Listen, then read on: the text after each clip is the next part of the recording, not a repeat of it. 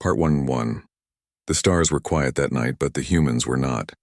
On Earth, in a small briefing room buried deep beneath Geneva, Daniel Brooks adjusted his collar for the 10th time. He was not a soldier, not a scientist, not even a politician. He was a diplomat, chosen because he spoke softly and listened well. Across from him sat Lisa Monroe, her fingers tapping lightly on a datapad. She was the best xenolinguist Earth had ever produced, fluent in 17 alien syntaxes, though none of them had ever been spoken face-to-face until now. They had been summoned to the Helios Ring, a massive space station orbiting a quiet star near the galactic core. It was the seat of the Galactic Concord, an alliance older than human civilization itself. For 200 years, the Concord had watched Earth from afar, studying its wars, its art, its sudden leap from radio signals to warp drives. Now, after decades of cautious observation, they had finally sent an invitation. Not a demand, not a threat. An invitation. Daniel and Lisa would lead the first human delegation. Their ship, the Odyssey, was modest by Concord standards. No plasma cannons, no cloaking fields, just clean lines, recycled air, and a crew of 48 who had trained for years just to smile politely in zero gravity. As the Odyssey docked at the Helios Ring, the humans felt the weight of eyes upon them. Hundreds of species lived here. Tall, feathered Cathari with eyes like polished obsidian, the Varel, beings of living crystal who communicated through harmonic resonance. The Drazen, massive methane breathers who moved slowly in pressurized suits filled with their native gas. None of them had ever met a human in person. The first meeting was not in a council chamber, but in a grand hall shaped like a spiral. At its center stood the table, a single seamless ring of black stone wide enough for 200 delegates to sit side by side. It was not just furniture. It was sacred. To sit at the table was to accept the rules of the Concord. Speak your truth, honor your word, and never refuse the shared meal. The meal was more than food. It was a ritual, a symbol, a promise that no matter your differences, you would break bread together. The humans were seated near the edge between a Cathari elder and a young Varel emissary. The air smelled strange, ozone, ammonia, something sweet like burnt sugar. Lisa's translator earpiece hummed softly as the Cathari host rose to speak.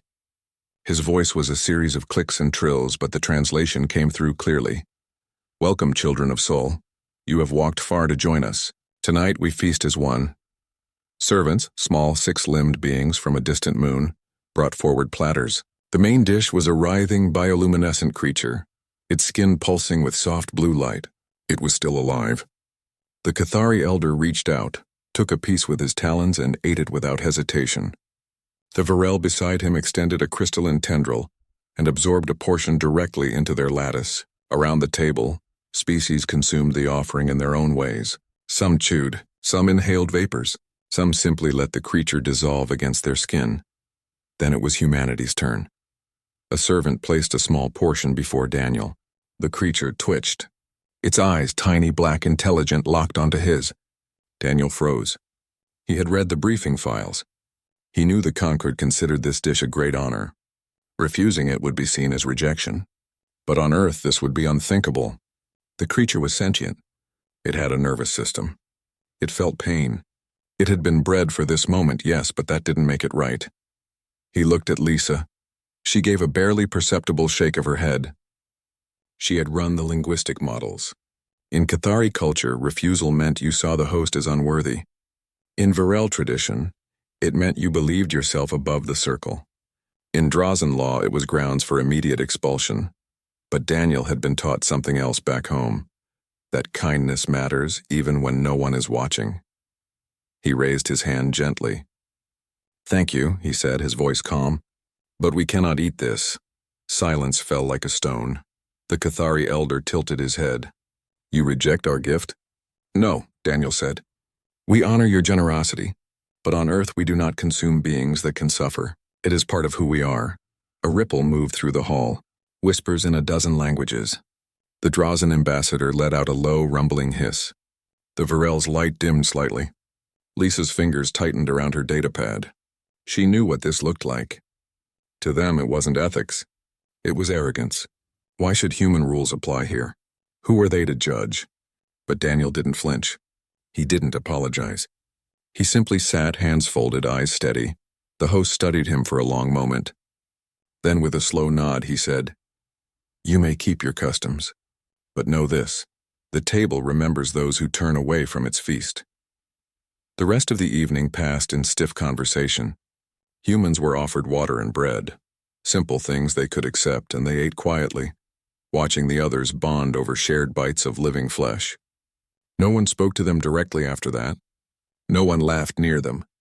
They were polite, distant, like guests at a funeral who didn't know the family. Later, aboard the Odyssey, Lisa paced the narrow corridor outside their quarters. "We just insulted 200 species in one night," she said, voice low. "Did we?" Daniel asked. He was staring out the viewport at the spinning ring of the Helios station. "Or did we just show them something new?"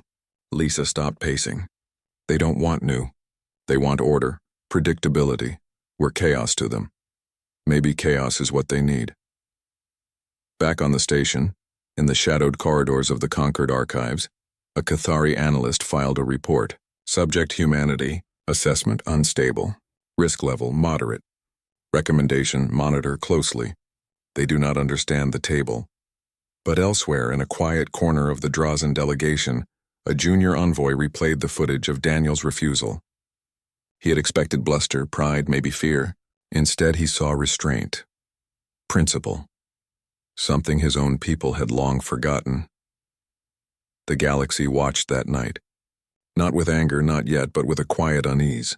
Humans had come to the table not to conquer, not to bargain, but to be themselves. And in doing so, they had already changed the rules. No one knew it then, but the real story had just begun. Not with a war, not with a treaty, but with a simple no spoken gently in a room full of strangers.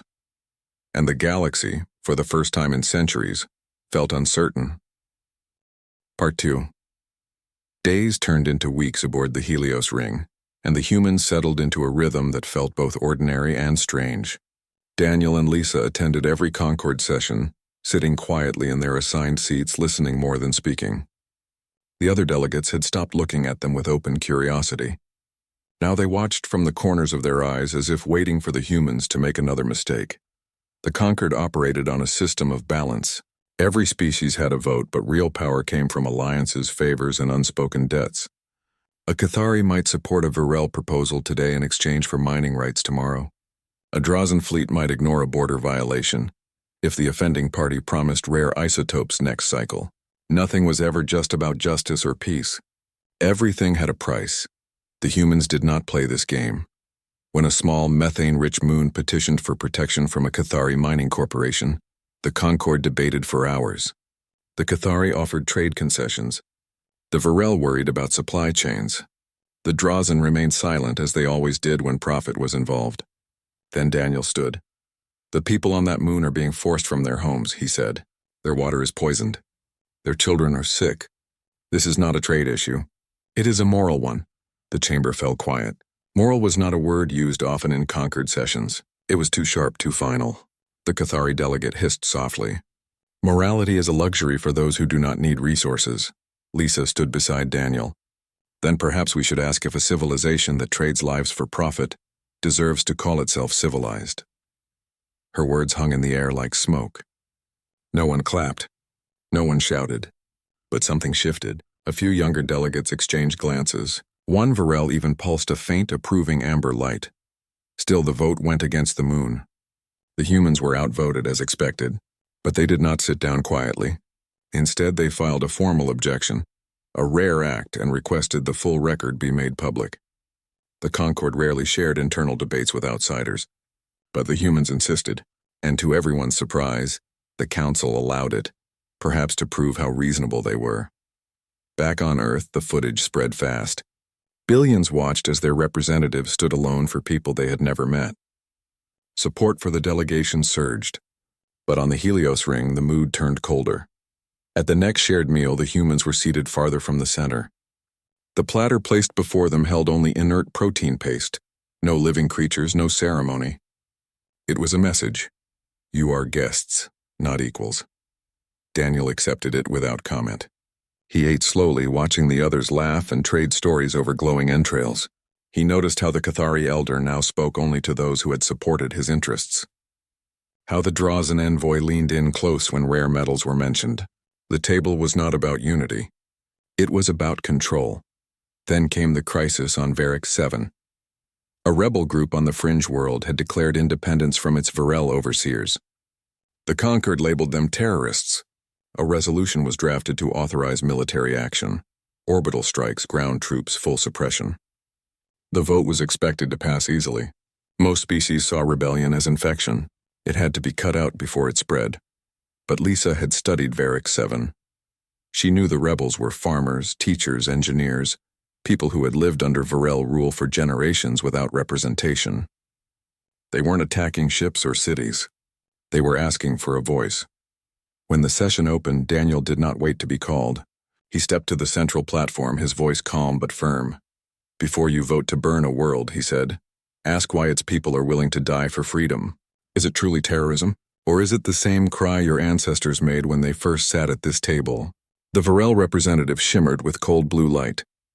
"You compare our governance to tyranny? I compare silence to complicity," Daniel replied. Lisa added, "We have data, interviews, proof that the Varel denied them clean water, education, even basic medical care. If this is order, then what is chaos?" The chamber buzzed. Some delegates looked uncomfortable, others angry. A Cathari slammed a talon on the table. "You speak as if you have the right to judge us." "We don't judge," Daniel said. "We bear witness." The vote passed anyway. Military action was approved. But for the first time in decades, it was not unanimous. 3 minor species abstained. 1 even voted no. The humans had not won, but they had cracked the surface. After the session, a young Drazen aide approached Lisa in the corridor. He spoke through a translator, his voice low. "My people do not speak against the council, but thank you for speaking for those who cannot." Lisa nodded. "Just tell your story when it's safe." Word spread quietly. Humans were different. They did not take bribes. They did not trade votes. They asked hard questions and refused easy answers. To the powerful, this was dangerous. To the powerless, it was hope. The Concord leadership grew uneasy.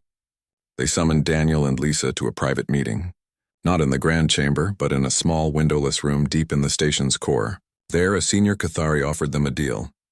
"Support our next proposal," he said, "and Earth will receive priority access to quantum core processors, enough to double your computing power in a decade." Daniel shook his head. "We don't trade principles for technology." The Cathari's eyes narrowed. "Then you will remain on the edge, unheard, unwanted." "Better that," Daniel said, than to sit at the table and say nothing. As they left the room, Lisa whispered, "They're trying to isolate us." "Let them," Daniel replied. Isolation only lasts until someone else decides to stand up too. That night, during the ritual meal, the humans arrived as usual. But this time, 2 small delegations, a group of insectoid Zenthar and a lone amphibious Miri, nodded to them as they passed. Small gestures, but they meant something. The Concord watched, puzzled. Humans were supposed to learn the rules. Instead, they were rewriting them just by existing. And the galaxy, once certain of its order, began to wonder if the humans were the chaos it feared, or the conscience it had lost. The attack happened without warning. A Cathari warlord, one who had long ignored Concord rules, launched a strike on the mining colony of Alira 9. The colony was neutral, home to workers from a dozen species, most of them poor, most of them voiceless. The warlord's ships descended like shadows, cutting communications, disabling defenses, and opening fire on the surface. Thousands died in the first hour. Hospitals were hit, schools collapsed. The survivors huddled in tunnels, breathing dust and fear. News reached the Helios ring 2 days later. The Concord Council convened an emergency session. Daniel and Lisa sat among the delegates, their faces pale. They had friends on Alira 9, engineers they'd met during aid talks, children who had sent drawings to Earth as a gesture of peace. Now those children were gone. The Cathari representative stood first. He was not the warlord, but a senior counselor from the same bloodline. His voice was smooth, practiced. "This was the act of a rogue faction," he said. "We condemn it. But military response will only spread chaos. Sanctions are enough," the Varel agreed. The Drazen stayed silent. One by one, the powerful species argued for patience, for process, for waiting. No one spoke of the dead. No one mentioned rescue. Daniel's hands were clenched in his lap. Lisa's eyes were dry, but her breath came fast. They had seen this before on Earth in old history files. The world watching while cities burned, calling it complicated. When the floor opened for comment, Daniel rose.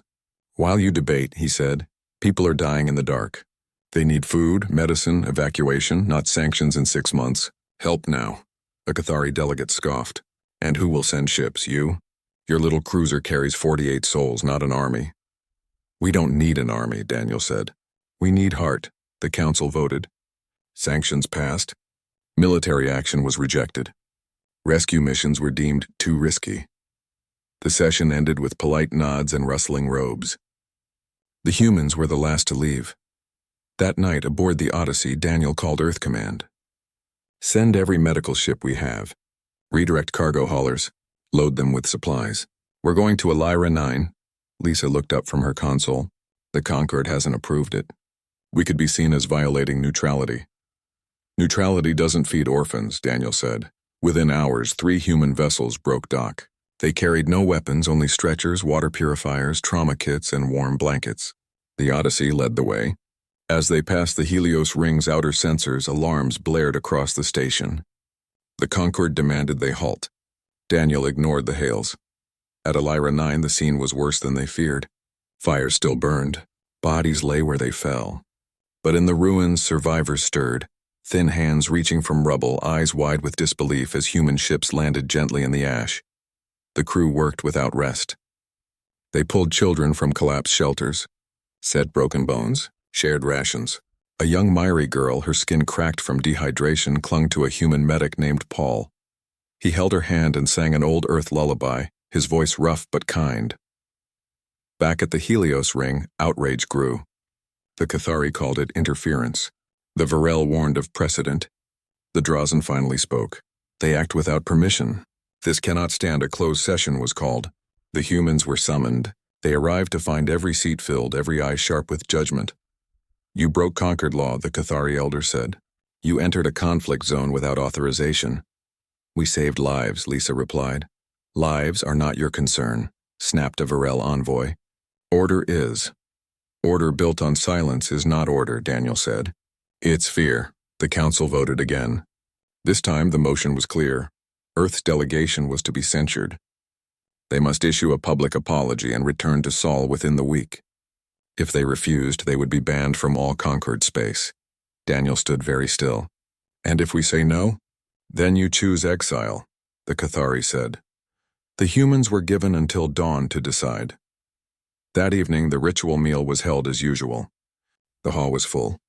The table gleamed under soft lights. Servants brought the ceremonial dish, another living creature pulsing faintly in its bowl. The air was thick with tension. Everyone knew what was coming. Daniel and Lisa entered together. They wore simple Earth uniforms, no medals, no symbols of rank. They walked to their seats slowly. The room fell silent. All eyes followed them. They reached the table. The servant placed the dish before Daniel. He looked at it, then at the faces around him, some angry, some curious, a few afraid. He did not sit. Instead, he turned to Lisa. She gave a small nod. Then, without a word, they both stepped back from the table. They turned and walked out of the hall, their footsteps echoing in the sudden quiet. No one moved. No one spoke. For the first time in over 300 years, someone had abandoned the table. The Cathari elder stared at the empty seats. His claws tapped once on the stone. "They do not understand," he muttered. But in the back, the young Drazen aide watched the humans leave, and for the first time, he felt something unfamiliar. Doubt. News of the walkout spread faster than any vote. Across the galaxy, species that had never questioned the conquered now whispered, "What if the humans are right? What if the table is not sacred but broken?"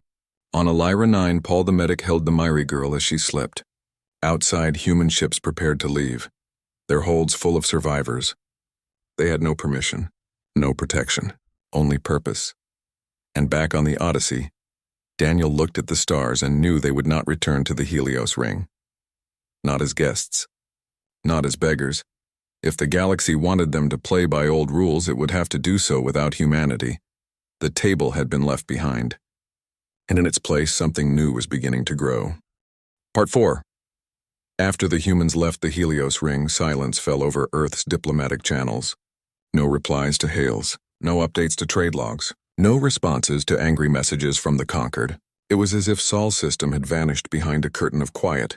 The other species waited, certain it was a bluff. Humans would return, they said. They always do. Pride fades, hunger returns, but weeks passed, then months, and Earth stayed silent. The conquered tried to move on. Council sessions resumed. Deals were struck. The Cathari warlord was quietly given a seat on a resource committee in exchange for stability. The Varel raised tariffs on fringe worlds. The Drazen signed new contracts with mining cartels.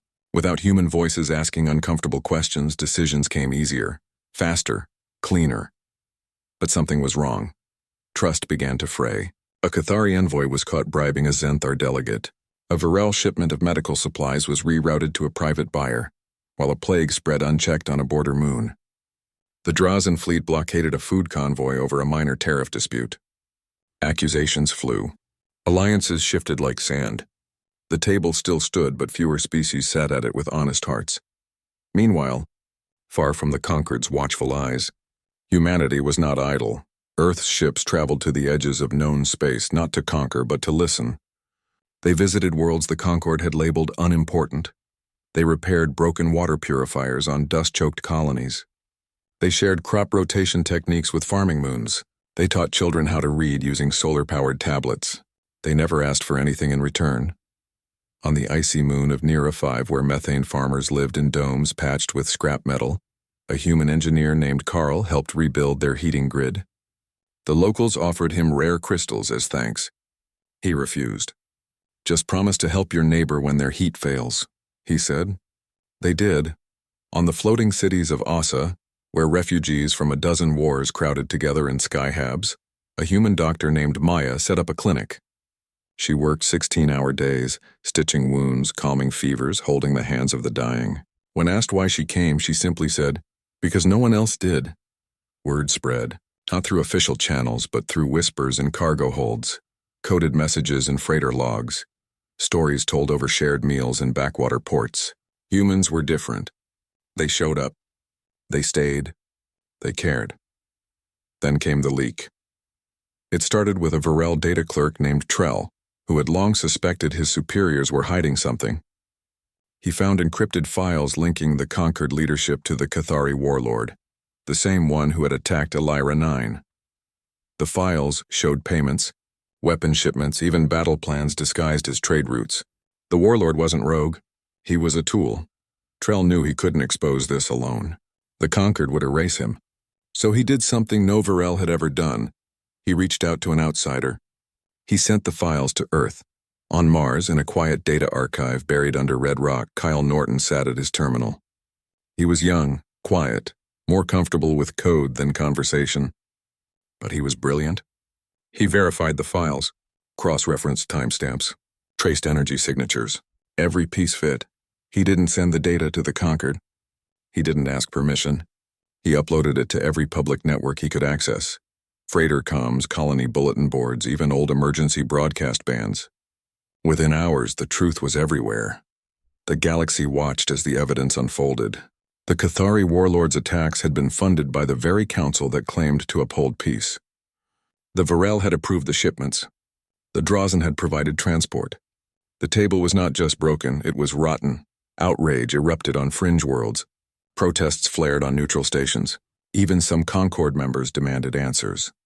The council scrambled to contain the fallout, blaming forged data and human propaganda.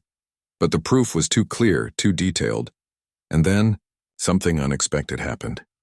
A Zenthar freighter captain rerouted his ship to deliver supplies to a blockaded world, ignoring conquered orders. A Miri scientist shared clean energy schematics with a starving colony. A Drazen junior officer refused to fire on a refugee convoy. Small acts at first, but they multiplied. The humans had not returned to the table, but their silence had become louder than any speech. Back on Earth, Kyle received a message from Trell. It was simple. Thank you for seeing what we forgot to look for. Daniel and Lisa watched the galaxy shift from their office in Geneva. They said little. They knew this was only the beginning. The conquered, once unshakable, now looked fragile. Species that had obeyed out of fear or habit began to question. Trade slowed. Trust vanished. Delegations argued openly in the halls of the Helios Ring. The table still stood, but its power was fading. And in the quiet corners of the galaxy, new conversations began. Not about power or profit, but about fairness, about dignity, about what it meant to belong to something greater than oneself. Humanity had walked away not because they hated the conquered, but because they believed in something better.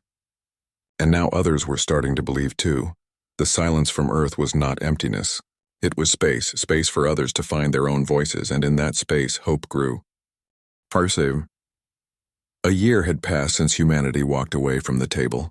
The Helios Ring still turned in the void, but its halls felt hollow. Delegates came and went, but fewer stayed long. The grand debates had lost their fire. The shared meals were eaten in silence. The Concord was still there, but it was like a clock with broken gears, ticking but no longer telling time. Then one morning a message arrived at Earth Command. It was not from the Conquered. It came from a dozen small ships gathered near the edge of Sol System. Their crews were Xanthar Miri Drazen rebels, Cathari outcasts, Varel dissidents, and others with no home in the old order. They carried no weapons, no demands, just a request. They wanted to talk. Daniel and Lisa met them aboard a neutral station orbiting Mars. The visitors were nervous. Some had never left their home systems. Others had been hunted for speaking out. They stood in the meeting room, eyes wide, hands clasped tight. "We have watched you," said a Miri elder, her voice soft through the translator. "You did not seek power. You did not ask for tribute. You helped because it was right. We wish to learn." Lisa looked at Daniel. He saw the same question in her eyes that he felt in his chest. Was this real? Or another trap? But then a young Xanthar stepped forward.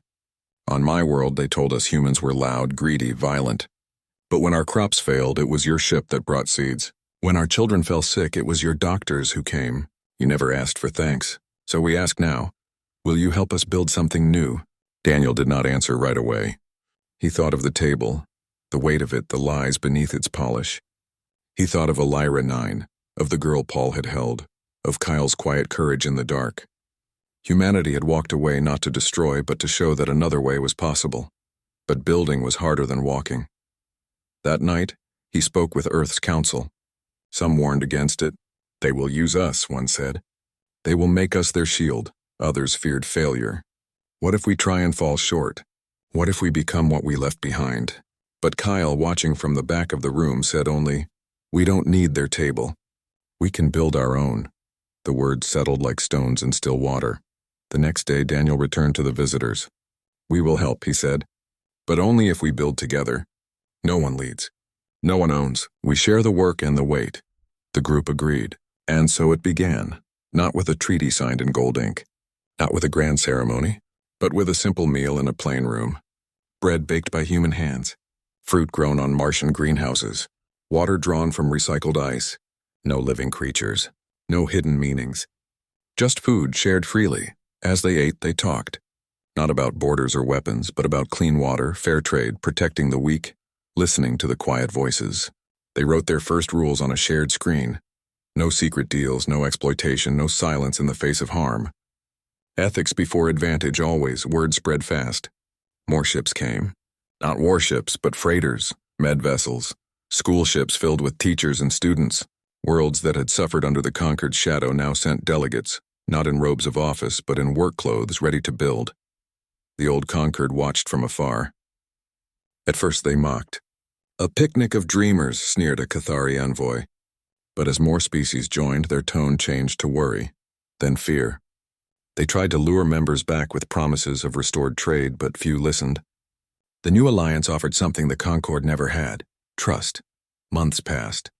A new station took shape near the asteroid belt. Not grand like Helios Ring, but practical, open, built by many hands. They called it Haven. No throne room, no central table, just meeting circles. Gardens, labs, and docks open to all. One evening, as the sun set over Mars, Daniel stood on Haven's observation deck with Lisa and Kyle. Below, beings of all shapes and sounds worked side by side, repairing a solar array, planting algae tanks, teaching children in a dozen languages. They're not just copying us, Lisa said softly. They're becoming something new. And we're part of it, Kyle added, not above it. Daniel nodded. He remembered the night they left the table, the horror in the eyes of the conquered. They had thought humanity was breaking the rules. But really, they were reminding the galaxy of a truth it had forgotten. That civilization is not measured by power, but by how it treats the least among them. Back at the Helios ring, the old table still stood empty where humans once sat. Dust gathered on its surface. Few dared to sit near it. The silence there was heavy, full of regret. But at Haven, the air hummed with life. Laughter echoed in the corridors. Arguments happened, but they were honest, not hidden. Mistakes were made, but they were owned, not buried. The galaxy had watched in horror when humanity abandoned the table. Now it watched in wonder as they built something better. Not perfect, not finished, but real, and in that reality, hope was no longer a whisper. It was a voice, many voices speaking together not in fear but in faith. The old order would fade. The new one would grow, and humanity, once seen as chaotic, had become the quiet heart of a gentler galaxy. No one knew how long it would last, but for the first time in a long time the future felt worth fighting for, not with weapons but with kindness, with courage. With a simple meal shared under open stars,